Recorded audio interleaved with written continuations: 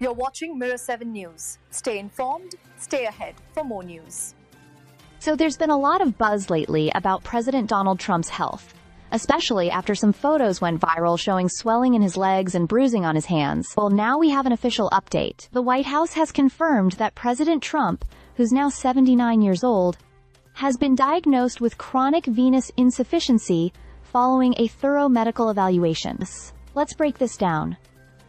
According to the White House press secretary Karoline Leavitt, Trump noticed some mild swelling in his lower legs over the past few weeks. Out of caution, the White House medical unit decided to run a full evaluation.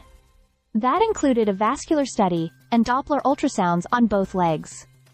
The result? Chronic venous insufficiency, a common and usually benign condition, particularly in people over the age of 70. This condition occurs when the valves in the veins of the legs don't function properly. Instead of blood flowing smoothly back toward the heart, it tends to pool in the legs, which causes swelling, aching, and sometimes visible changes like varicose veins. It's not life-threatening, but it can be uncomfortable if not managed. What's important here is that Trump's tests showed no signs of deep vein thrombosis, that is DVT, no arterial disease, and no major systemic illness. His heart, kidneys, and overall lab results were all within normal range. So while the diagnosis is notable, it's not something that should raise alarm bells, at least not for now.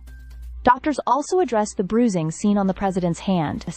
That's reportedly due to frequent handshaking and his daily use of aspirin as part of a cardiovascular prevention regimen. Apparently, that kind of minor bruising is a known and harmless side effect of aspirin therapy. Medical experts like Dr. Jeremy Faust from Harvard have chimed in, noting this is a pretty standard issue for older adults, especially those who are overweight or not particularly active. Others, like cardiologist Dr. Bernard Ashby, did raise a good point though. While venous insufficiency itself is not immediately dangerous, it can sometimes be linked to other underlying problems, like elevated heart or lung pressure. Trump's doctors seem to have been diligent in ruling those out. Dr. Chris Purnell also pointed out that things like aging, obesity, and prolonged inactivity are common risk factors. And while this diagnosis might not seem alarming, it can still be debilitating if left unmanaged. So it's something that will need to be monitored going forward. But overall, the message from the White House is clear. President Trump remains in excellent health and isn't experiencing any discomfort. He's continuing with his schedule, and, from what we can see, he's not showing any signs that this is slowing him down.